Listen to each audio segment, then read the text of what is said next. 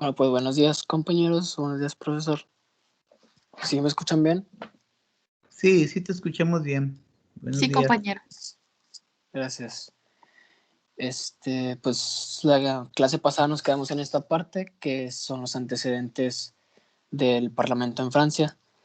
Y antes de pasar a ver este proceso de transformación, porque al final de cuentas es un proceso que recae en el sistema de gobierno que tiene hoy en día Francia, pues es importante saber que el Parlamento aquí, como en muchos otros países, tuvo mucho que ver con la transformación del sistema, porque pasó de ser una monarquía absoluta a una monarquía constitucional, como en muchos de los casos, pues se pretende luchar contra el autoritarismo que existía en Francia. Y en el siglo XVIII es cuando sucede esta transformación para al final pasar a ser un sistema semipresidencial como lo es hoy en día. Comenzamos primero que nada con el año de 1791, cuando se crea una constitución que está inspirada en la de Estados Unidos de 1787. Aquí la Asamblea tenía la facultad legislativa relacionada con el control. Esto quiere decir que el rey estaba sometido a la Asamblea. No tenía mucha libertad, no tenía mucho poder de decisión, sino que era la Asamblea quien controlaba todo esto. Tanto así que en 1792 el rey Luis XVI se suspendió en sus funciones. Esto sucede porque Luis XVI pretendía, pues como todo líder, como todo jefe de gobierno, jefe de Estado, pretende crear leyes, reformar las que ya existen a su manera. Sin embargo, la Asamblea no permitía esto y el rey Luis XVI, al ver esto en público, pretendía apoyarlos, pero después en secreto conspiraba en contra de ellos. La Asamblea se da cuenta de esto, lo suspende sus funciones y después lo regresa a sus funciones y es obligado a firmar la Constitución de 1791, en donde ya vimos que la Asamblea tenía la facultad del control. Es obligado a firmarla y ya sabemos la historia. Un año después, pues es asesinado. La Cámara aquí también se encargaba de vigilar la administración, nombrar funcionarios, ratificar tratados y podía declarar la guerra. Si podemos notar, estas facultades son las que tienen hoy en día los congresos o los parlamentos. En el caso de nuestro país, es la Cámara de Senadores, por ejemplo, la que tiene la facultad de ratificar tratados, nombrar funcionarios, etc. Después vamos con la Constitución de 1793. Aquí ya se comenzó a hablar de soberanía del pueblo y no soberanía de la nación. Aquí, si podemos notar, pues el pueblo ya comienza a tener un poco más de participación en su sistema de gobierno, ya que son términos diferentes, el de soberanía del pueblo y no que la soberanía recaiga en la nación. El cuerpo legislativo reunía las facultades legislativas y ejecutivas, pues tenía la facultad de emitir leyes y decretos y también se encargaban de nombrar al Consejo Ejecutivo, que era responsable de la administración general del país. Después, en la Constitución de 1795, del año 3, la se estableció la más rígida separación de poderes. Y esto es porque en este año se equilibra un poco más el poder, ya que el poder legislativo se fracciona en dos cámaras. Es el Consejo de los 500, que representaba la Cámara Baja, y el Consejo de los Ancianos, que vendría siendo la Cámara Alta. El Ejecutivo también estaba un poco más equilibrado en el poder, ya que estaba confiado en un directorio de 5 miembros elegidos por los consejos antes mencionados. Después vamos con la Constitución del año 7, de 1799, y aquí se establece un ejecutivo unido y fuerte. Esto es para hacer contraposición al legislativo débil que se había establecido anteriormente. Como ya vimos, pues se fraccionó y quedó un poco más débil, se podría decir. Ya no tenía la misma fuerza autoritaria con la que contaba al principio de esta línea del tiempo. En 1802 se aumentan los poderes de Napoleón. Y esto es porque en la constitución de ese año se vuelve el consulado vitalicio. Y Napoleón, al ser el primer cónsul, pues obtiene muchos poderes e incluso puede ejercer, tiene la facultad de ejercer los 3 poderes prácticamente. El Senado también, al estar a cargo del primer cónsul, que era Napoleón, pues toma un poquito más de fuerza también y un poquito más de decisión dentro del país. En el año de 1804 se aumentan las facultades del legislativo.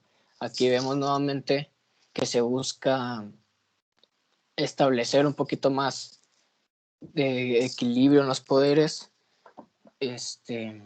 haciendo contrapeso ahora al Ejecutivo fuerte, a Napoleón, que habían tomado un poquito más de fuerza.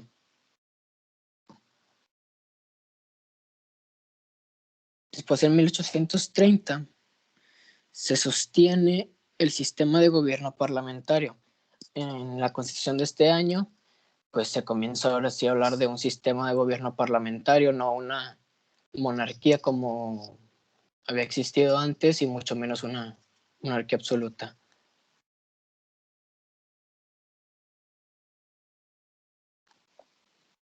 ¿Puedes cambiar, Monse, por favor? No sé si tengan alguna duda sobre esa diapositiva.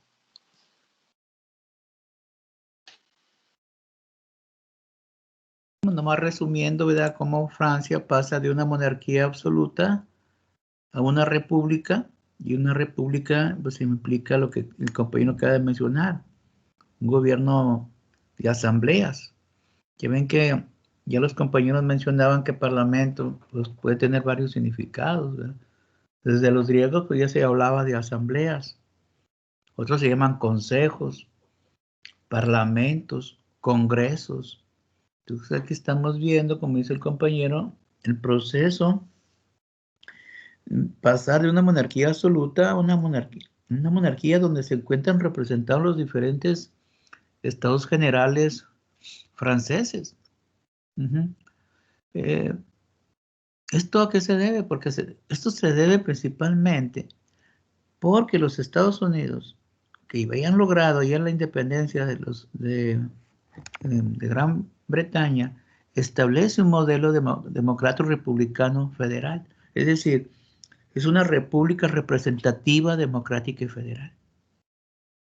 Entonces, ¿quién impulsó, quién colaboró con las 13 colonias para la independencia de? Pues fíjense nada más, fue Luis XVI que financió, apoyó las 13 colonias, sin saber que ese movimiento, ¿verdad?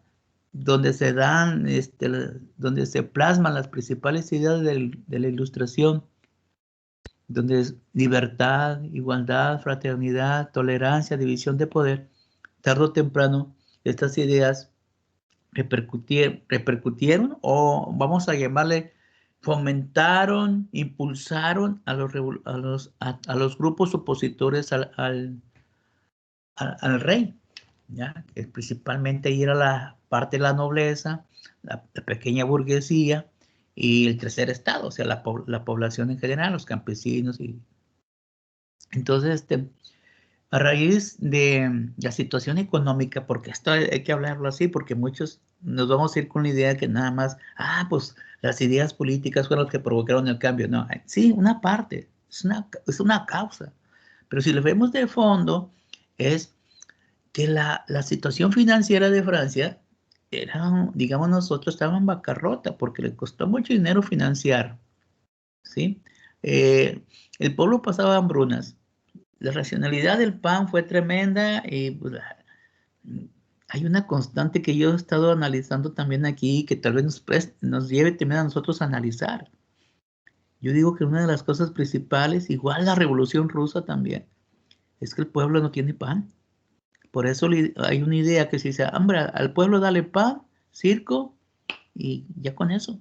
Se manténlos con mínimo con el sustento diario y el pueblo no se va a levantar en armas. ¿Por qué? Porque la historia nos dice que si le quitas el pan al pueblo, empieza a tener hambre, el pueblo se va a lanzar. Entonces, la situación financiera, la situación que se vivía en el grosor de la población, un total descontento por el aumento de contribuciones, más aparte hambrunas de aquí y hambrunas de allá, pues el pueblo no le quedó más que el tercer estado no le quedó más que lanzarse, ¿verdad?, contra el rey, al que miraban obviamente como culpable de esta situación. Y ahí tenemos, ¿verdad?, el levantamiento en París con la toma de la Bastilla. Entonces, si analizamos a profundidad, pues son varias las consecuencias, ¿verdad? Uno, pues la ola de cambio que se está viviendo, ¿verdad?, en el mundo. O sea, esas son las consecuencias internas. Vamos perdón, esas son las causas internas. Las cosas externas que hay una ola de cambios desde el punto de vista político. Ya la mayoría de los países, tomando el ejemplo norteamericano, los opositores a las monarquías absolutas, como ya los grandes ilustradores que hemos, como Montesquieu, Rousseau, Voltaire, ¿verdad?, franceses, y el inglés John Locke, que se oponían a un monarca absoluto. Esas ideas se están impulsando a los diferentes grupos de la sociedad para derrotar a las monarquías absolutistas. Quieren una mayor representación en la toma de poderes. El problema es que no forman parte, en una monarquía absoluta no forman parte en la toma de decisiones, ni se les consulta, ¿sí? Entonces, varios de estos monarcas fueron considerados tiranos, ¿verdad? Entonces, vemos este proceso, ¿verdad?, como dice el compañero, como las asambleas quieren limitarle el poder al rey, que el rey no tome todas las decisiones que se ha consultado en esta asamblea. Cómo obligan, como dice el compañero, al rey a aceptar la firma de una constitución, ¿sí? Ahora, aquí hay que ser bien sinceros. Y, creo que fue mal aconsejado. Creo que aquí en esta clase habíamos visto, si no en otra, hicimos el comentario que aquí el rey absolutista francés, Luis XVI, fue mal aconsejado por sus asesores políticos. Ojo, porque ustedes también el día de mañana van a ser consultores, ¿verdad? Entonces, aquí los consultores del rey estaban aconsejando no negociar con los revolucionarios. Cosa que en Francia los reyes negociaron para un parlamento. Ya después lo vamos a ver, pero aquí estamos viendo cómo los asesores dicen, ¿sabes qué? Vamos a resistir. Vamos a esperar la ayuda de las otras monarquías absolutistas, ¿verdad? Nos prometieron que nos iban a ayudar y pues sí, la ayuda nunca llegó y el pueblo, pues al ver, ¿verdad?, que el pueblo no seguía en un momento dado el rey, pues lo manda a ejecutar, ¿verdad? Lo mandaron a ejecutar, ¿verdad?, con la familia. Obviamente que ya había un plan de salir de Francia, pero fue descubierto, ¿verdad?, y lo llevaron a la guillotina. Entonces, la historia esto que estamos viendo para la materia de derecho, es muy importante ver, y hay que relacionarla con la política, porque en la política es tener el poder, conservar el poder, consolidar el poder y extender el poder, ¿sí? Si el rey hubiera negociado, Francia se hubiera convertido igual que Gran Bretaña en una monarquía parlamentaria, ¿sí? Pero al momento de no ceder, lo derrotan, inclusive le quitan la vida. Entonces aquí tenemos esa situación. Tenemos que analizar pro y en contra, por si estamos esperanzados a una ayuda exterior que nunca llega, que le cuesta la vida al rey, y Francia da un giro muy extraordinario, pasar de una monarquía absoluta a establecer una república, ¿sí?, con asambleas, que después ya, Napoleón da un golpe de estado y que se autoproclama emperador, pues ya es otra cosa que no vamos a discutir nosotros aquí. Es cómo se puede pasar, ¿sí? Y cómo los parlamentos están ganando espacio en Europa, ¿sí? Están cayendo las monarquías absolutas y se están estableciendo monarquías constitucionales, monarquías parlamentarias, ¿sí? Con consultar, entre comillas, a los principales intereses de la sociedad, donde están representados los diferentes intereses de la sociedad. Vea, ¿quién está impulsando estos grandes cambios? Pues una nueva clase que está teniendo un auge económico muy fuerte, ¿no? La burguesía. Esta nueva clase empresarial, comercial, que va adquiriendo gran poder y que fíjense qué cosa tan interesante, porque es como un comodín la burguesía. En aquellos países donde la nobleza ejercía fuerte presión contra el rey, apoyaba a la nobleza. Fíjense que son intereses opuestos, porque la nobleza como dueños de los medios la nobleza era terrateniente, le apostaba a la riqueza proviene de la tierra, como eran los dueños, eran grandes terratenientes. La burguesía le apuesta al comercio. O sea, la principal fuente de riqueza es el comercio. Es obvio, porque ellos no son dueños de la tierra, porque si ellos fueran los dueños de la tierra, también dirían lo mismo.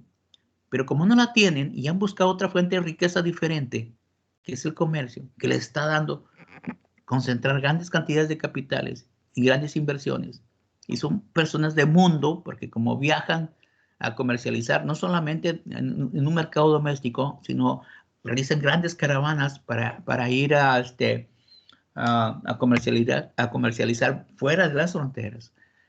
Les dan la oportunidad de ser personas de mundo, de conocer otras formas de gobierno, de conocer fuentes bibliográficas, vamos a decir, que son libros prohibidos en ese lugar. Es una clase que se está educando. Y es la que está buscando esos cambios. ¿Por qué? Porque si ya tengo el poder económico, entonces va contra el poder político. O sea, yo tengo ya el poder económico, ¿sí? Y como a mí no se me toman decisiones, porque tengo un rey absolutista, ¿sí? No se me toma mi parecer, pero sí, en cierta forma, ¿sí? Aporto para la corte del rey. Entonces, ¿cuál es mi beneficio? Entonces, fíjense cómo el poder, las personas que lo tienen, o tienen un poco de poder, quieren más poder, más poder. Entonces bueno, vamos a ver que esta nueva clase va a financiar en aquellas partes donde hay una fuerte oposición de la nobleza hacia el rey, pues va a apoyar al rey. En aquellos donde ve fuerte, ¿verdad?, la posibilidad, donde el rey es fuerte, entonces apoya a la nobleza. ¿Sí? Está viendo dónde puede, o en un momento dado vamos a encontrar que parte de la burguesía, o sea, estoy hablando de los dueños de producción, ¿verdad?, los que tienen el capital, pues pueden tirar dinero para acá, dinero para allá. ¿Y qué estamos viendo? Que son los que financian campañas de un partido. ¿Ya? El partido verde va y le pone ahí la charola y da tanto. Va el partido azul, pone la charola y le da tanto. Va el partido verde, perdón, el amarillo, va y le da tanto. Va el tricolor y le da tanto. Entonces, claro que estas personas van a decir, yo voy a apostar por este partido, voy a financiarlo, porque tiene mayores posibilidades de ganar. Pero no quiero correr riesgos. Apoyo también a los otros. Entonces, pues se va a ver comprometidos los partidos por un lado y por el otro. Entonces, ¿qué estamos viendo aquí? Pues esa posibilidad de la nobleza llegando al poder, tomando al monarca absolutista, como dice el compañero. Y ya tenemos en Francia una república. Fíjense cómo las ideas francesas que llevaron a los Estados Unidos a ser la primera democracia en el mundo, tiene un rebote en los grandes revolucionarios de Francia para destronar al rey. Así de sencillo. Y ya tenemos ahí una república, ya tenemos en Gran Bretaña también una monarquía parlamentaria, y vemos cómo se va dejando a un lado las monarquías absolutas. Entonces, hay un cambio en la sociedad desde el punto de vista político. Hay un cambio político, y este cambio político y económico tiene que verse reflejado ¿en qué? En normas, como dice el compañero, en una constitución que quede asentada, que es lo que decía Rousseau y John Locke, el pacto social, el acuerdo que genere responsabilidades y derechos tanto a gobernantes como a gobernados, y que se establezca un procedimiento para llegar al poder en una forma más civilizada que no sean las armas. Se tiene que establecer un procedimiento, cómo llegar al poder, y establecer reglas claras ya dentro del poder, ¿sí? Entonces, igual que hicieron aquí los revolucionarios en México, ¿verdad? Pues tenemos revolucionarios que apoyaban a los campesinos, pero también tenemos revolucionarios que están con la clase media, ¿verdad? Que representan a las clases populares, y no vamos a estar desgastándonos y derramando sangre por donde quiera. Pues hay que hacer un acuerdo. ¿Cómo repartimos el poder? O sea, lo que nosotros se logró por un movimiento armado, lo tenemos que regular para no estarnos desgastando en constantes guerras civil. Entonces, yo tengo que llegar a acuerdos. Y ese acuerdo es el gran pacto, ¿no? Que es la Constitución, donde se refleja en el artículo 127 constitucional por las garantías para los campesinos, ¿sí? Y en el artículo 25, en el artículo 26, garantizando las clases medias. ¿Y cómo vamos a tratar el poder? Pues a través de un partido. Y el partido, ¿verdad?, se crea desde arriba. Crean un partido, y en ese partido los diferentes grupos que están representados allí les va a tocar tarde o temprano el turno para acceder al poder. Y lo que estamos viendo aquí, pues sí, un pacto, un acuerdo, ¿sí? Entonces, esto es lo interesante, es que ahí nos queda como reflejo, ¿sí? Entonces ya otra potencia de Europa de esa época ya también ya es parlamentaria, ¿sí? Dar cuentas al pueblo, ¿verdad? Muy bien. Y con el respaldo del pueblo. Muy bien. Entonces, otro dato que me salió ahí, ojo, porque hablamos de soberanía nacional y hablamos de soberanía en el pueblo. Entonces, hay dos conceptos muy interesantes que nos debe de quedar bien claro. ¿Qué es nacionalidad? ¿Qué es pueblo? Entonces, en base a eso, nosotros que ya hemos analizado las definiciones, pues nos lleva a determinar, ¿verdad?, cómo se utiliza. Inclusive el artículo 39 constitucional ya nos habla, ¿no? La soberanía reside aquí y se ejercida por el pueblo. Perfecto.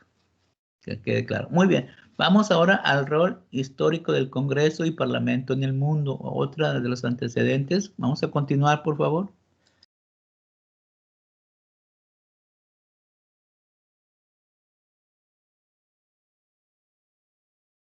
Continuamos, por favor. Sí,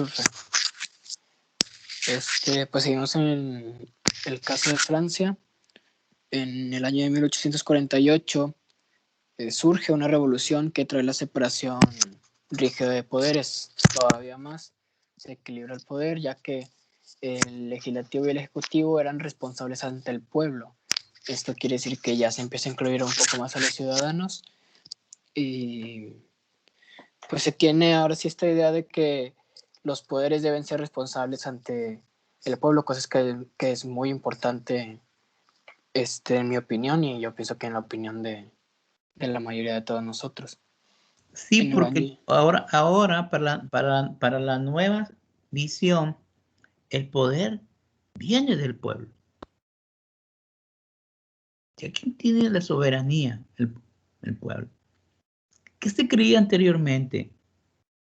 Que la soberanía está depositada plenamente en el rey a través de la teoría divina.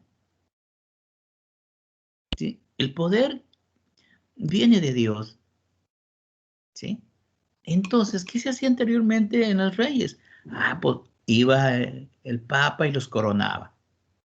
A través de una asamblea eclesiástica, iban todos los feligreses, iba el papa, le coronaba, le daba su cetro al rey, como símbolo que Dios, su poder venía de Dios. Y por lo tanto, si viene de Dios, pues no tengo que darle cuenta a nadie. Solamente aquel que me dio el poder. Y si es Dios, pues únicamente le rindo cuentas a Dios. Pero con las ideas de la ilustración se cae todo el postulado eclesiástico porque los grandes ilustradores, ¿sí?, consideran que la explicación teológica, tanto para la cuestión de la área social y la área natural, no tiene que ver absolutamente nada. En la ilustración se filtra el pensamiento antropocéntrico. El centro de toda explicación es el hombre.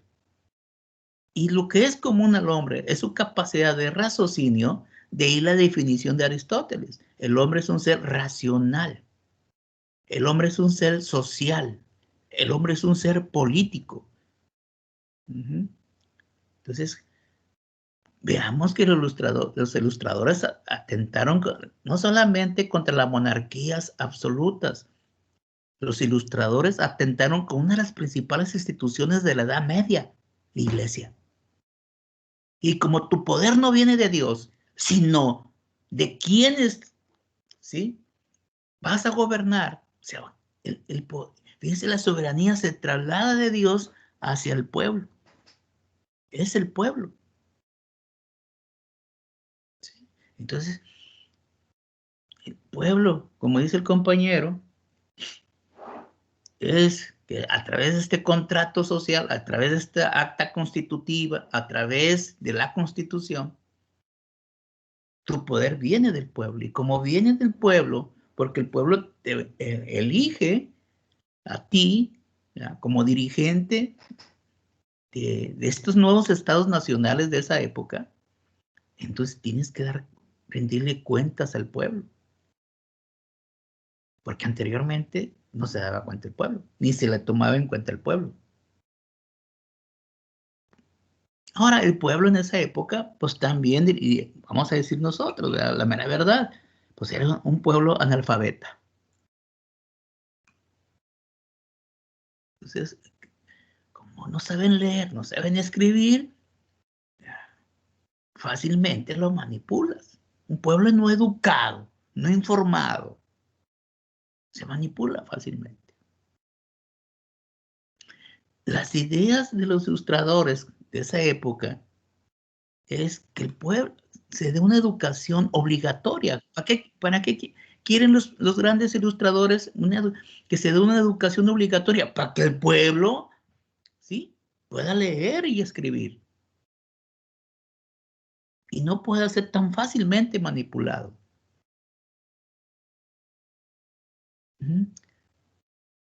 Pero también es una cuestión audaz, porque si nos vamos a la época un poquito más atrás, pues los únicos que estaban bien estudiados pues eran los nobles, que tenían las facilidades era también la burguesía que iba surgiendo, eran los educados.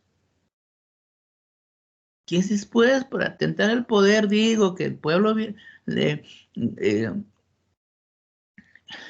no sé cómo decirlo, a lo mejor estoy pecando de conspirador, pero es como decirle, bueno, nosotros que estamos los más preparados, nos apoyamos, ¿verdad?, en el pueblo para decir que pues gobernamos en nombre del pueblo. no, quiero pensar que no fue así, que realmente, ¿sí?, las clases preparadas tienen intención de gobernar con el pueblo. Porque ¿qué se dice muchas veces de los gobiernos parlamentarios? Se habla de, sí, vamos a gobernar vamos a gobernar, ¿verdad?, por el pueblo, estamos gobernando, pero sin el pueblo. ¿Qué quiere decir esto? Bueno, el poder me llega del pueblo, pues no voy a gobernar con ellos, voy a gobernar para mi grupo, ¿sí?, para los intereses que yo represento. Entonces, hay una situación de manipulación del pueblo.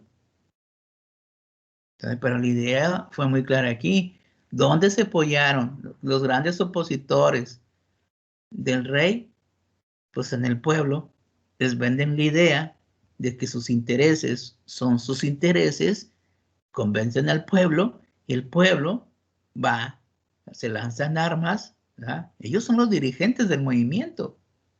Y tal vez algunos sí andaban en las revoluciones, no lo dudo, pero la gran mayoría está atrás. Y que el pueblo lo haga. Entonces, se puede dar como una manipulación del pueblo por estos grandes ilustradores.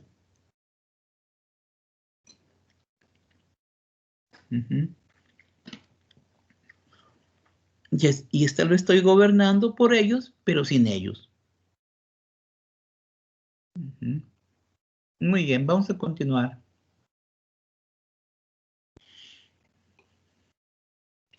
Sí, profe. Después, en el año de 1852, se establece una constitución en donde se señala que el jefe de Estado sería responsable ante el pueblo. Esto es, una vez más, como en el caso anterior, pues se comienza a rendir cuentas al pueblo y a otorgarle un poquito más de poder. En 1875 se establece un régimen parlamentario moderado, y esto es porque el Senado y la Cámara de Diputados tenían la facultad de exigir responsabilidad a los ministros, pero no al presidente de la República. Es por eso que se considera así. En 1956... A ver, de allí fíjense perdón. que nace la inmunidad. Como dice el compañero Jesús, bueno, a los ministros sí, pero no al Ejecutivo. Entonces, hablamos ya de una inmunidad constitucional. O sea, si bien es cierto, yo voy a dar cuentas. ¿Cómo lo dan? Pues a través de un informe del estado de la administración pública que ellos están manejando. Pero un presidente puede ser procesado durante su desarrollo de ejercicio. Pues hay constituciones que sí marcan, pero hay otras que no. La Constitución marca por qué tipo de delitos se le puede procesar en el ejercicio de sus funciones. Ah, caray, entonces yo voy a checar la Constitución. Ah, fíjate que sí. Ah, no. ¿Por qué delito se le puede acusar? Ah, pues por traición a la patria, que no sé qué tanto, que no, bueno, que tú quieras mencionar ahí. Lo que mencione la Constitución, como dice Jesús. Pero luego entramos con los fueros constitucionales, que es lo que estamos hablando ahorita, lo que está hablando Jesús. A los ministros, sí. ¿Qué quiere decir ministros? Pues estoy hablando, en el caso de nosotros serían como secretarios de Estado. Pero el presidente se vuelve intocable. No lo puedo tocar. ¿Qué se habla en el escenario mexicano? Pues se habla de lo que estamos viendo, lo que está diciendo Jesús. Si el pueblo tienes que rendirle cuentas y rendirles cuentas, pues andas mal, por esto, por lo otro, por lo que tú quieras, pues el pueblo tiene el derecho de revocar tu nombramiento y procesarte. ¿Qué sé yo? Entonces ahí, fíjense cómo el antecedente lo podemos marcar de lo que está mencionando Jesús. Oye, ¿de dónde viene el fuero constitucional? ¿Por qué se está hablando que ya en ciertos estados de la República Mexicana Los gobernadores ya no gozan de este fuero, o los diputados, o los senadores. Entonces, ahí va a estar lo interesante aquí. Entonces, vean que eso ya viene de tiempo, protegiendo. Recuerden que la Constitución mexicana tiene antecedentes, la mayor parte en la Constitución de los Estados Unidos, pero también de la Constitución francesa y otros también antecedentes de la Constitución alemana principalmente. ¿Sí?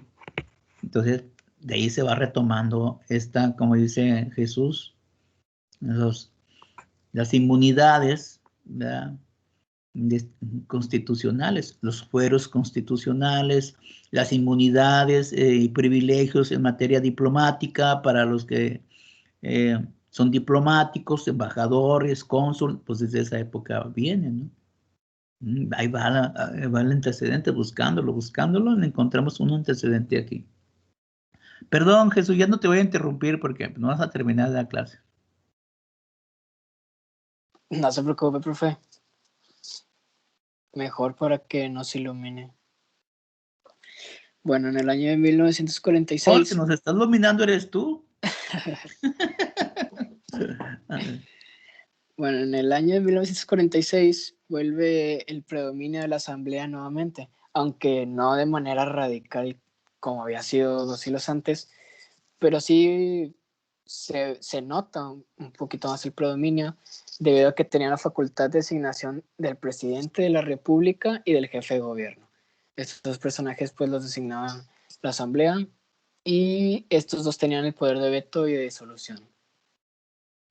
En 1958 se establece la Constitución que es hoy vigente y aquí ya se contemplan figuras más complejas como lo es la moción de censura. La moción de censura pues es que el Congreso, tanto la Cámara de Diputados como la de Senadores, puedan exigir responsabilidad al presidente de la República, cosa que, como ya lo comentó el profesor, como ya vimos antes, no se podía. Por último, en 1962 se reforma la Constitución de 1958 y se otorgan mayores facultades al presidente de la República.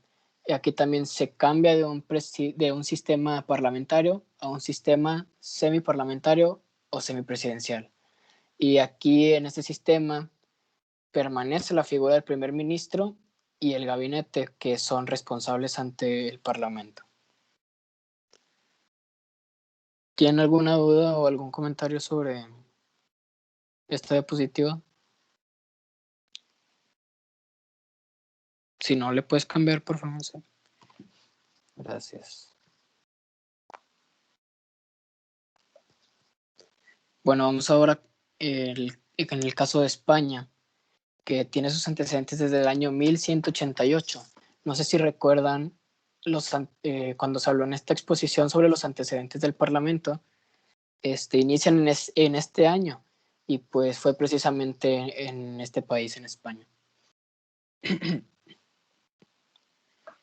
Bueno, aquí en España la historia del Parlamento también, al igual que en Francia, al igual que en muchos otros países, se caracteriza por la lucha contra el autoritarismo.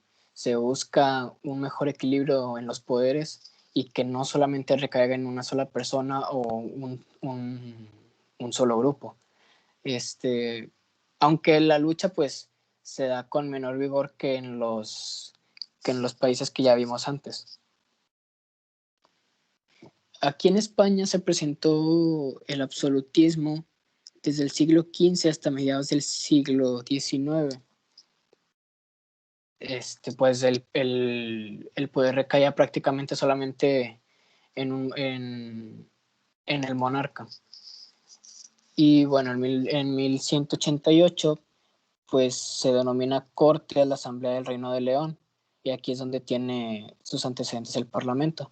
Después, a finales del siglo XII, participan más reinos como el de Navarra, Aragón, y se comienzan a constituir las Cortes Españolas, que, bueno, estas Cortes Españolas tenían como fundamento principal que en el interior de estos reinos se constituyeran las asambleas como las conocemos, como las que conocemos de Francia y de otros países.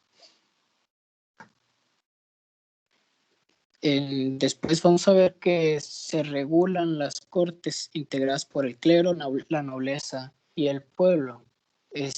En el siglo XIX surge en España la necesidad de una constitución que equilibrara los poderes. Era mucho el absolutismo, el monarca tenía mucho poder de decisión, la asamblea estaba prácticamente de adorno, la asamblea tenía solamente una función que era protocolaria, en la sucesión de la corona. Simplemente tenían que estar ahí para cuando el heredero de la corona recibiera el poder. Bueno, surge la necesidad de una constitución que equilibrara estos poderes, y así el Estatuto de Bayona de 1808 reguló a las cortes integradas por el clero, la nobleza y el pueblo, que eran sometidas al rey, pero con ciertas facultades respecto a los ministros. Aquí ya se empieza una vez más a equilibrar un poco más los poderes y se le otorga ahora sí una verdadera función a estas asambleas. Después está la Constitución de Cádiz de 1812. Aquí se les atribuyó a las cortes la potestad de elaborar las leyes junto con el rey. Aquí ya es un paso muy importante, ya que, como les mencioné, pues ya no estaban solamente de adorno, ahora sí tenían un poco más de poder, podían elaborar leyes con el rey, también tenían facultades en cuanto al presupuesto y, más importante todavía, en cuanto al control. Ya no recaía esta facultad solamente en el monarca o en una sola persona. En esta constitución también se expresa que la soberanía reside originariamente en la nación y que las cortes son la reunión de todos los diputados que representan a esta misma nación. Bueno, después, en 1837, se aprueba la segunda Constitución española, que aquí esta Constitución regula la monarquía y considera al Parlamento como un órgano de discusión política. Y así, de esta manera, se establece un sistema totalmente parlamentario. Ya pasamos en este año de 1837 a, bueno, se quita esa monarquía absoluta que existía y se establece este sistema totalmente parlamentario. Después, con la tercera constitución promulgada en 1845, pues prevalece el rey sobre el parlamento. Sin embargo, se establecen facultades al parlamento sobre el gobierno. Un ejemplo, pues el Senado podía juzgar a los ministros si eran acusados por el Congreso de los Diputados. Después, con la Constitución de 1869, pues se aumentan las facultades todavía más de control de la institución representativa, y así se le otorga facultad de hacer efectiva la responsabilidad de los ministros, así como podían nombrar, remover a los funcionarios del Tribunal de Cuentas. Después, con la Constitución de 1876, pues se implanta una monarquía parlamentaria, mientras que la de 1931 proclama la República, regulando un régimen parlamentario. Y pues finalmente, con la Constitución de 1978, que es la hoy vigente, se adopta como forma política la monarquía parlamentaria.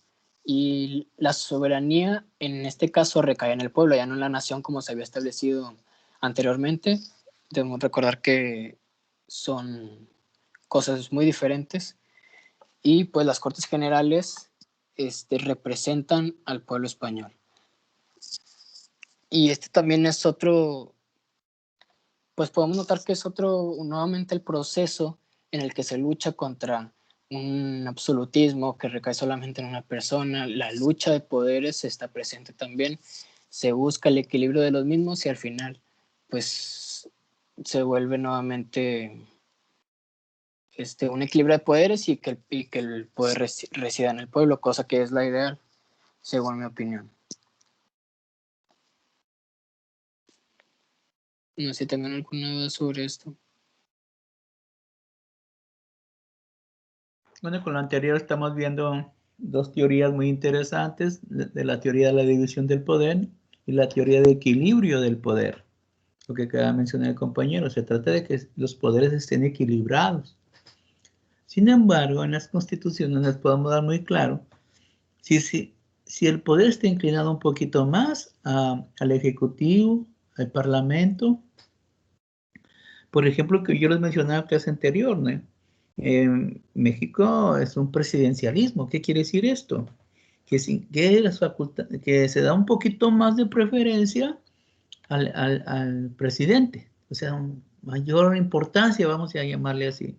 Eh, yo les mencionaba que esto nos queda como una herencia histórica a raíz de los emperadores aztecas, el Tlatoani, ¿verdad? Que tenía todo el poder. Como que John Krauss en su libro Imperialismo de México habla sobre esta situación, ¿no? Cuando toca ese punto importante de la historia de México. Krauss menciona que esa idea del Tlatoani se ve muy reflejada en el presidente, que concentra una gran poder, que inclusive más que el Congreso, vamos a llamarle nosotros aquí. Inclusive llegó un tiempo se dice que la Constitución del 1857 era más parlamentaria que la del 17, o sea, se reflejaba más el poder de la Asamblea, ¿no? Del Congreso, ¿verdad? Pero después de esto, con la Constitución del 17, se ve el predominio más del presidencialismo. Ahorita, obviamente, se ha ido reduciendo el poder del presidente, ¿verdad? Dándole mayor importancia al Congreso en muchas cosas, ¿sí? Entonces, por eso nos están poniendo la materia. ¿Por qué? Porque como en el 2000, más o menos 14, 2015, se vino una ola muy fuerte de impulsar el parlamentarismo. Sobre todo cuando entran los gobiernos de Acción Nacional en México.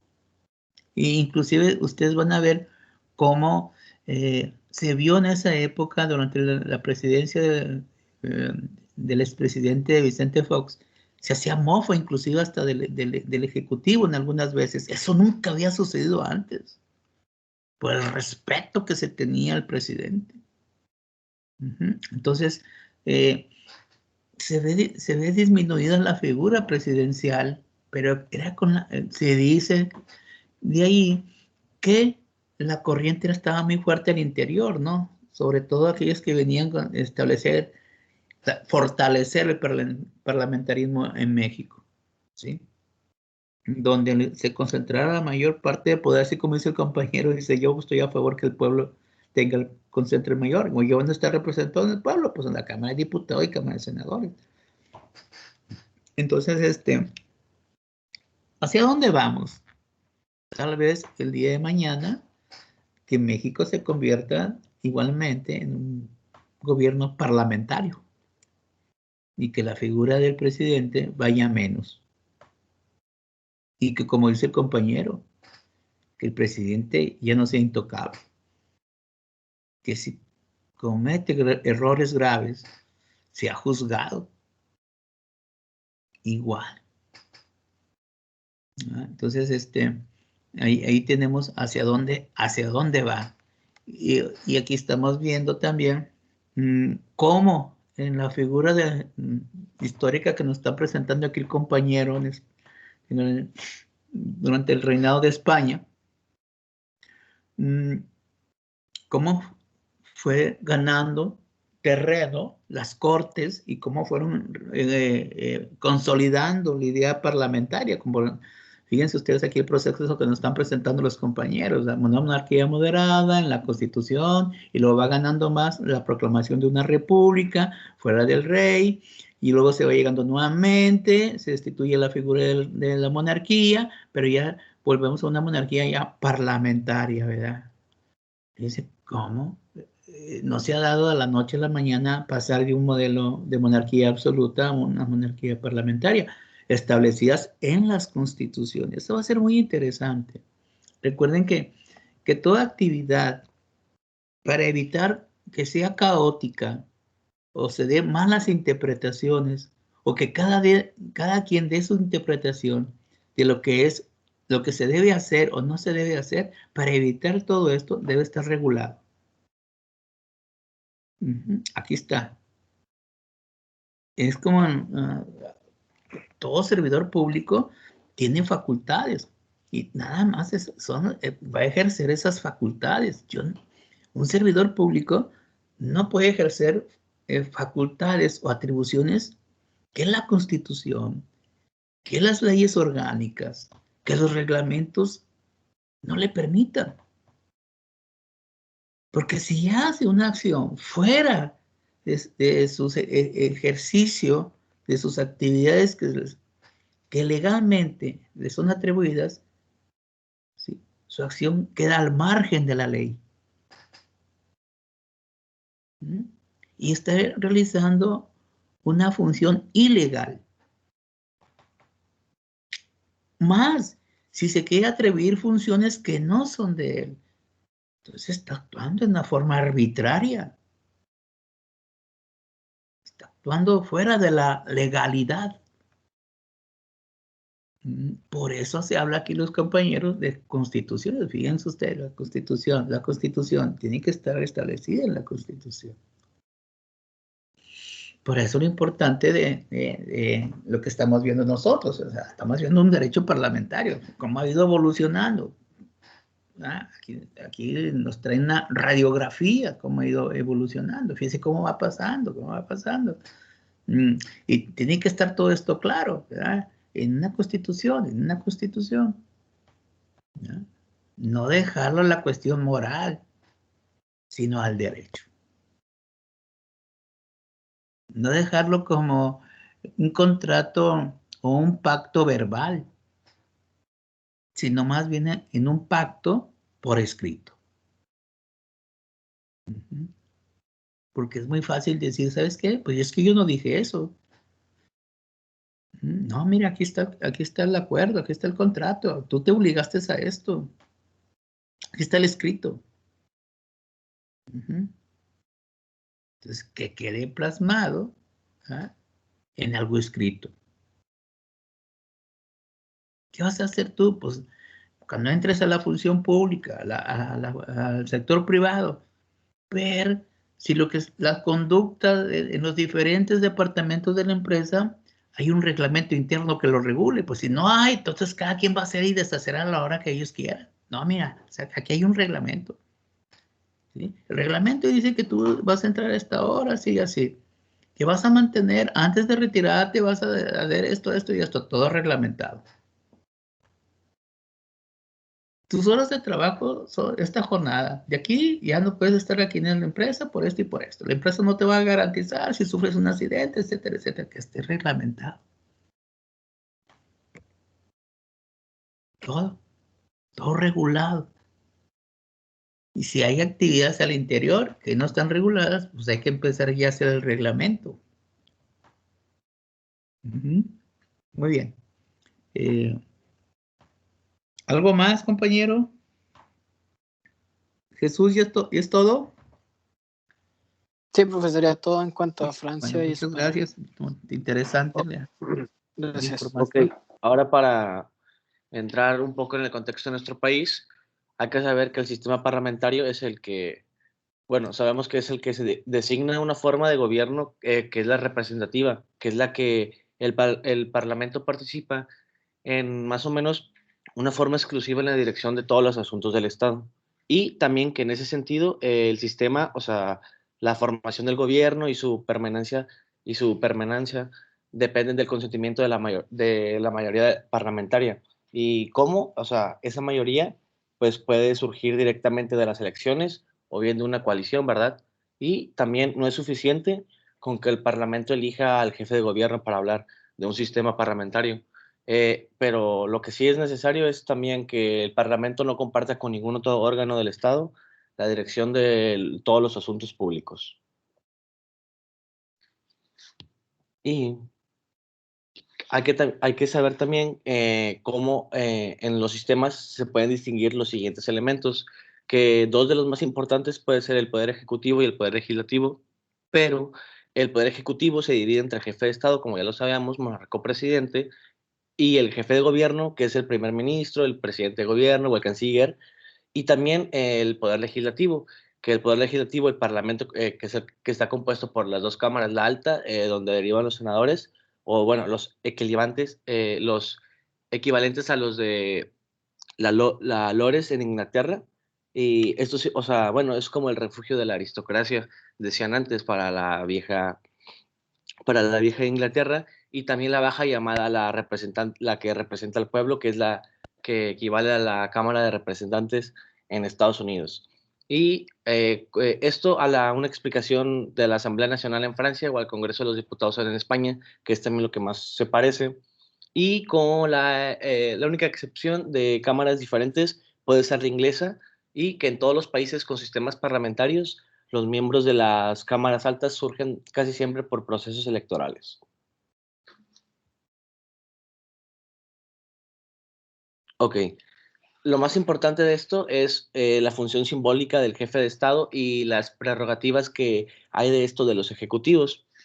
Y cómo, bueno, el jefe de Estado, la función simbólica que tiene es la de ser decisivo en un caso de crisis política profunda.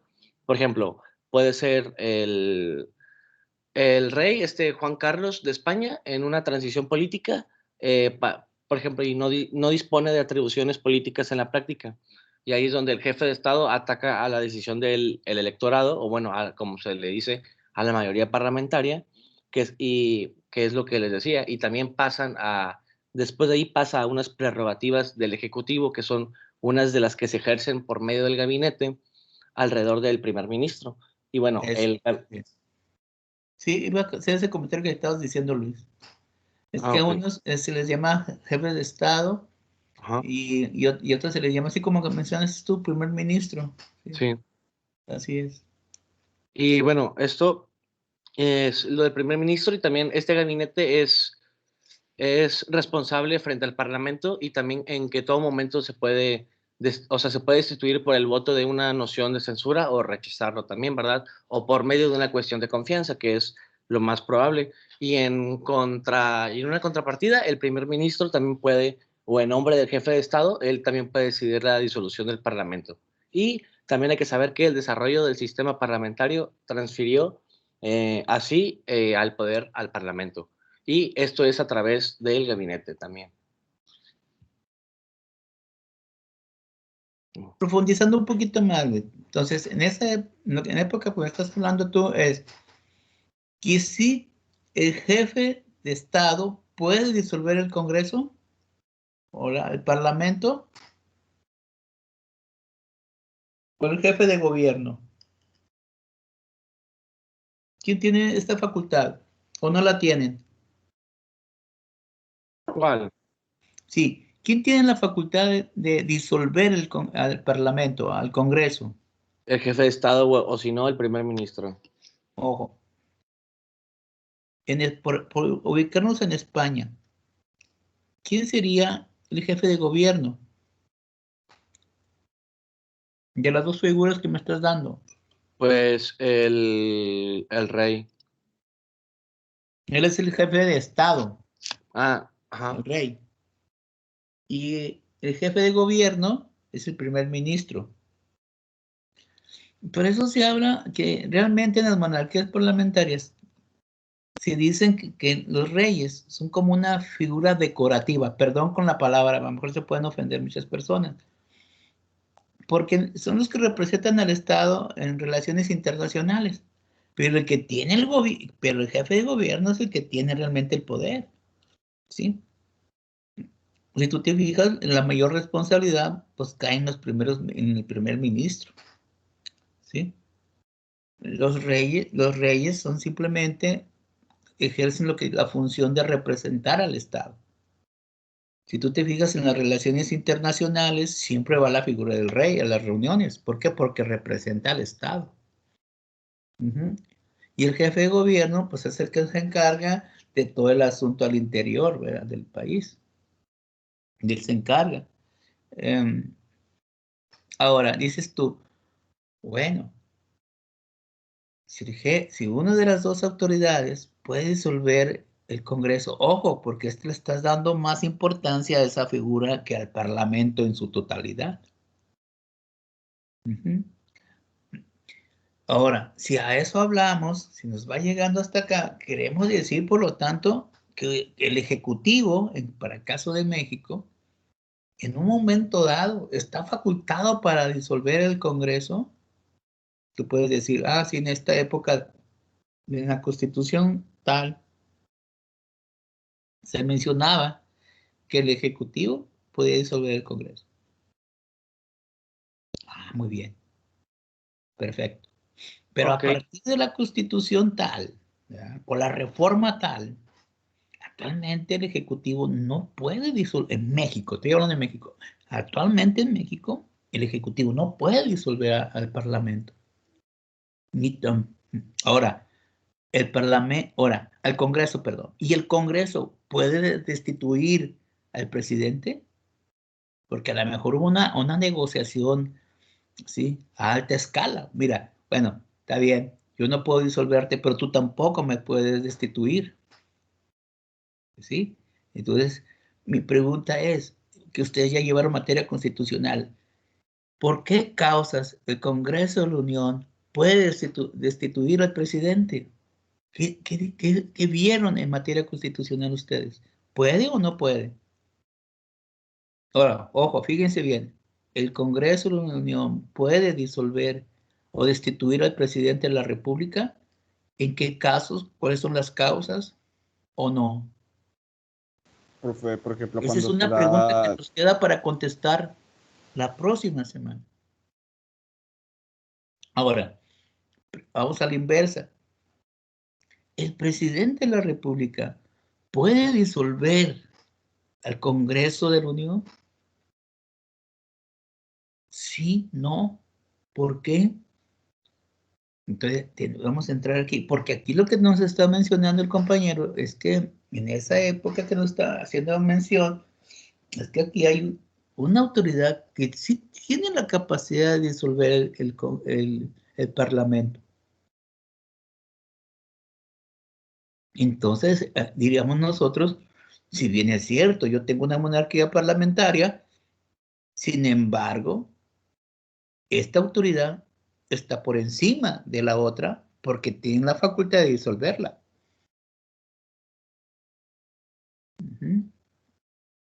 Entonces, realmente este poder es más que el otro. Hay un desequilibrio. Lo interesante, de acuerdo a la teoría del equilibrio, sería, bueno, mira, por estas causas tú me puedes disolver. Pero yo, por estas causas, te puedo destituir. Entonces ahí sí está el equilibrio. Como tú puedes hacerlo, como yo también lo puedo hacer. Porque si una lo hace y la otra no tiene esa facultad, hay un desequilibrio en el poder. Porque si tú puedes y yo no puedo hacerlo. Que después tienes que, por la exposición de motivos, tienes que argumentar por qué tienes el poder tú de resolver esto, ya es otra cosa. Pero de entrada, podemos decir que ahí los poderes están un poquito inclinados más hacia un lado que al otro. Muy bien, muy interesante. ¿Seguimos o hay Sí. opiniones? ¿Opiniones? Fíjense que esto que estás viendo aquí, pero es lo que se encontraba antes de que la Ciudad de México pasara a ser el Estado 32 de la República Mexicana. Fíjense cómo el jefe de gobierno de la Ciudad de México lo nombraba el presidente y no la Asamblea Legislativa de la Ciudad de México, ni era por elección popular. Entonces el jefe de gobierno, ¿verdad?, pues lo elegía el presidente. Él lo ponía. No era ni por voto, ni por decisión de la Asamblea Legislativa de la Ciudad de México. Poco a poco se le fue quitando esta facultad al presidente ¿verdad? Y luego los primeros cargos ya se dieron por elección popular. Uh-huh. Entonces, bueno, ya. Y ahora, ¿quién elige? Ya no es el presidente, sino también es por votación. Perfecto. Pero anteriormente así sucede. Para que vean ustedes el proceso. Bueno, es que ya el primer al jefe de gobierno lo elige el parlamento. Dentro del nuevo parlamento se elige quién va a ser el jefe de gobierno. Fíjate, en otras partes que estamos analizando ahorita, lo tenía el parlamento, lo que equivale aquí al Congreso. Pero aquí estaba la inversa. Lo ideal, siguiendo, vean lo que están más o menos viéndose en otras naciones, sería que el jefe de gobierno de la Ciudad de México en aquel tiempo lo eligiera la propia Asamblea, el Congreso, ya sea el Congreso o la Asamblea de la Ciudad de México.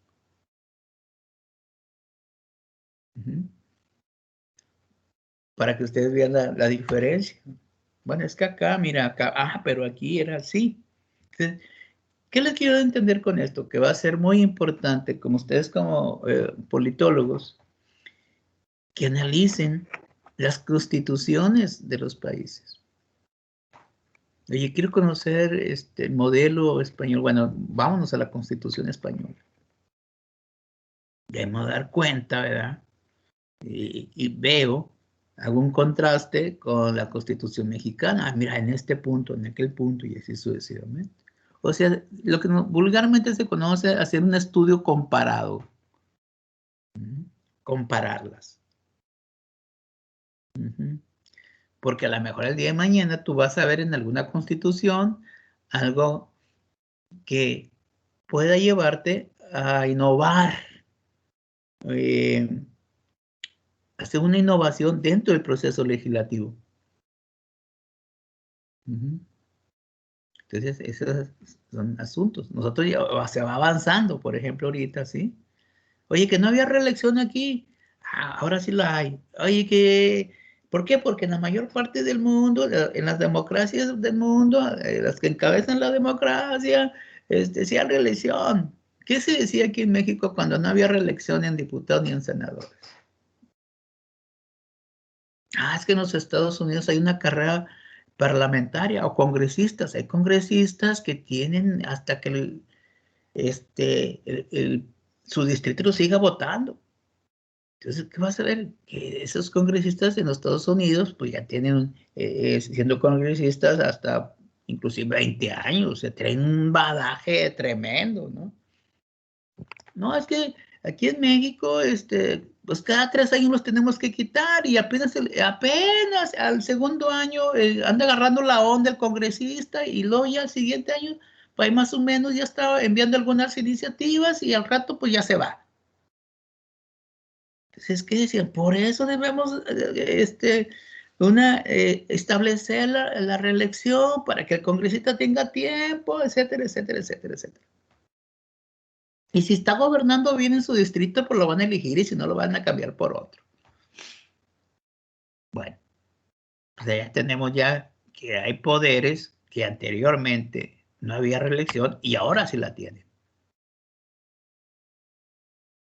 ¿Qué vamos a escuchar a mediación del gobierno de AMLO o en su 4º año de gobierno? Que va a haber alguien que va a lanzar nuevamente, ¿sí? Una bola de humo para una reelección. Sí, porque así te lo demuestra la historia. Sí. Muy bien. ¿Preguntas, dudas? ¿Preguntas, dudas? ¿No? ¿Ninguna? Maestro, Sí. entonces la revocación de mandato, pues también es una función para destituir al presidente, ¿no? Sí. Más bien es. Pero, Sofía, hay que ser muy precisos. ¿Cuáles son las causas? Porque si va a ser por cualquiera, oye, mira, las causas por revocación va a ser por esto, que esté establecido en la Constitución. Por eso estamos hablando de derecho. ¿Sí? Para que previamente, el que va a ocupar el cargo sepa lo que debe de ser ¿Y qué es lo que no debe hacer? Y que en caso de que lo haga, lo van a destituir. Que esté claro. Por eso hay que establecerlo en normatividad. Sabes que tú sabías que llegar a este poder tú no podías hacer esto. Lo haces, te podemos destituir. ¿Quién? El Congreso. ¿Previo qué? ¿Un juicio político? ¿Un juicio judicial? ¿O previo al juicio judicial un juicio político? O sea, tú tienes que reglamentarlo. Ustedes como especialistas en la materia tendrían que decidir cómo lo vas a legislar. Pues previo a un juicio político. Conociendo estas causas, necesariamente debe pasar por un juicio político. Pero cuando sean estas, no es necesario. Directamente se le puede destituir sin juicio previo político o judicial, qué sé yo. O ya ves que ahorita hay que quitarle fuero constitucional, o sea, un juicio político, y si procede, pues un juicio judicial.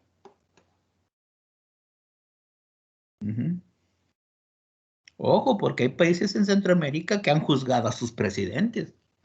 Entonces tendríamos que echarnos una vueltecita a esas constituciones, en qué casos lo pueden hacer. Que nos sirvan a nosotros como un antecedente de lo que se quiere hacer. Porque aquí lo dice el compañero bien claro. La Constitución marca que esta autoridad puede disolver al Congreso. En la Constitución dice que el Congreso puede destituir a un jefe de gobierno o un jefe de Estado. No, caray. Pero debe estar claro. Muy bien. ¿Preguntas, dudas, aportaciones? ¿Aportaciones? ¿Hay ninguna aportación? Bueno. Vamos a continuar. Ya estamos ahí en unos minutos más en clase. Bueno, y el gobierno, en quien recae el poder y las funciones ejecutivas, surge y se mantiene gracias al respaldo de pues, la mayoría parlamentaria. Pero pues bueno, también puede ser destituido por medio de algo que se llama la moción de censura. Bueno, y esto es por su parte que el jefe de gobierno o el primer ministro, o sea, como ya nos dijo el profe, a lo mejor aquí no en México, pero puede plantear la cuestión de confianza como un recurso para obtener pues ese apoyo en la mayoría de los parlamentaristas, ¿verdad?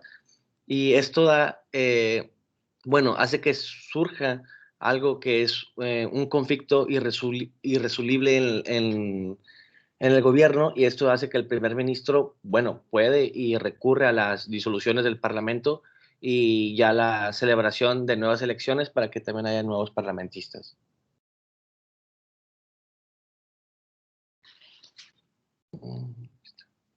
Bueno, y ¿quiénes son los que están sujetos al control político? Hablando un poco del control político, los que están sujetos son el primer ministro y su gabinete. ¿Por qué? Porque están sujetos a través de diversos mecanismos por parte del Parlamento. Y esto, o bueno, los más utilizados son casi siempre las facultades, lo que nos estaba diciendo el profe, son las facultades de la investigación, interpretación, la información o requerimiento de cooperancia, que es lo que se hace mayor parte en el Parlamento. Y bueno, esto hace que, bueno, no significa que el gobierno esté subordinado al Parlamento, ¿verdad? Pero sino que cada uno mantiene su autonomía y aun cuando el gobierno surge de la mayoría y le rinde cuentas. Eso es para tenerlo más claro, que cada uno pues es autónomo, pero está ahí y tiene sus facultades. Y también que todos los partidos mayoritarios contribuyen a esto, que es a la preparación y coordinación de la política del gobierno y pues de cómo se enlaza con el ejecutivo y con el legislativo. También, pues hay que saber, ¿verdad?, que los partidos opositores, por su lado, son los vigilantes más atentos, o bueno, no los más atentos, sino los más críticos, diría yo. ¿Por qué? Porque o sea, bueno, son los que exigen mayores controles sobre el gobierno. Y también hay algo que me gustó mucho que se llamaba la integración del Parlamento, que esto es lo que traduce la estructura del sistema sobre el gobierno. que esto da como que el Parlamento es el resultado del sistema de partidos y esto da la combinación con los mecanismos electorales. Y ya sería todo de mi parte.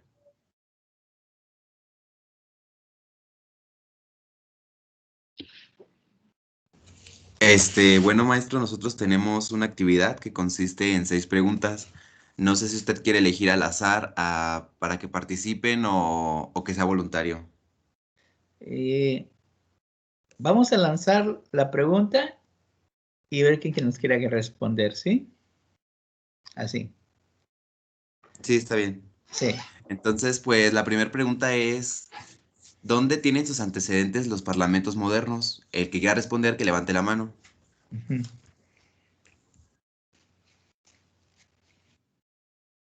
Aquí tenemos a Sofía. ¿Quién más? ¿Sí, Sofía? En las asambleas estamentales en España durante la Edad Media. Sí. Surgieron prácticamente tienen sus antecedentes en la Edad Media, como tú dijiste, donde surgen las asambleas estamentales. No sé si sepas cuáles son algunas asambleas estamentales que mencionamos.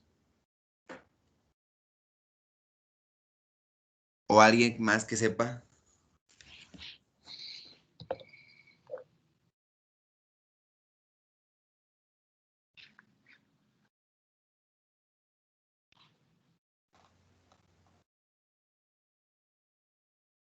No, creo que nada más Sofía. Ah, ok. Sí. Sí, Tomo Sofía ya había respondido correctamente la Sí, pregunta. es hablado de Castilla de León, ¿verdad? Que sean las principales de ahí, ¿verdad? Sí. Bueno, la siguiente pregunta es, ¿en qué año en que Francia cambia de un sistema parlamentario a un sistema semipresidencial? Año. Ajá, el año. 1962. Sí, es correcto, en 1962. Y bueno, la tercera pregunta es, eh, ¿qué legislador mexicano hace referencia a las funciones del Parlamento?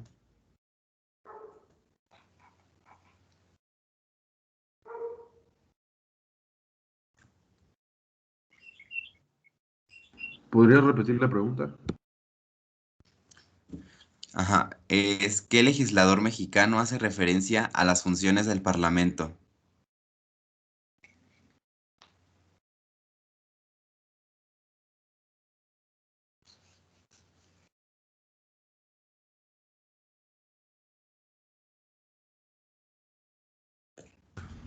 Era Juan José Rodríguez Prats. Sí.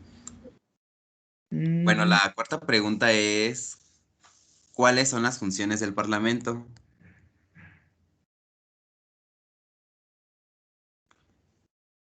Vamos a decirle su principal función.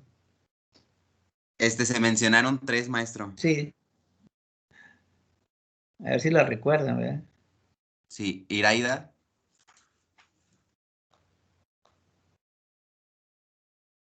Aquí está. Ah, ya, ok. Era la función de integración, la legislativa y la de control. Sí, es correcto. Esas fueron las 3 funciones que se mencionaron aquí en nuestra ponencia. Y bueno, la quinta pregunta es, ¿cuáles son las cámaras en las que se divide el Congreso en México? No, ¿cómo se divide en qué cámara se divide el Congreso, mejor? Bueno, sí, ¿en qué cámara se divide el Congreso de México?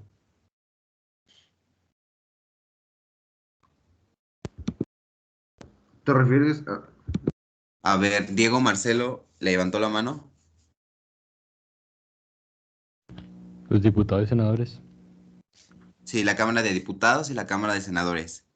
Y bueno, la última pregunta es, ¿país que en 1931 se proclamó una república? Mencionamos uno en específico. Juliana. España. Sí, es correcto. Y bueno, maestro, estas fueron nuestra experiencia y de nuestra parte sería todo. Muy bien. Muy bien, excelente. Entonces, hemos terminado con nuestro primer equipo. Y para el miércoles, ¿va? Nos vemos los miércoles. ¿Sí? Permítanme. Sí, maestro. ¿Sí, verdad? Así Nos es. vemos, entonces, tenemos el miércoles ya con el segundo equipo. Y ahorita me voy yo a la tarea de enviarles ya la rúbrica y la lista de cotejo para la primera actividad. ¿Alguna pregunta, alguna duda? ¿Una aportación antes de retirarnos? ¿Hasta cuándo vamos a tener para subirla, maestro? Sí, hasta de este viernes al otro. Ah, bueno. Perfecto, ya quedó. 19, me parece. 19. Profe, No, y pues, se hacen de manera individual, ¿verdad? ¿Es correcto? Ah, mira, Diana, muy bien, excelente, así es. Eso es Gracias. individual. ¿Alguna pregunta? ¿Otra pregunta? ¿Otra duda? No, pues nos muy bien. vemos a las 11. Nos vemos hasta las 11:10 a la siguiente. Entonces, ahorita les voy a subir ya la actividad para que la tengan ahí ustedes, ¿sí? Gracias, profe. Nos vemos a las 11:10. Gracias, Los profe. que Nos tengamos la vemos. materia de Maestro, teoría, por favor. gracias. Buen día. Recuerden marcar la asistencia, no se los vaya a olvidar, porque al momento a mí me parece una cantidad aquí en la reunión y luego checo y luego me faltan. Por favor, antes de que se retiren, marquen la asistencia. Los que no la han marcado, por favor. Nos vemos a las 11:10.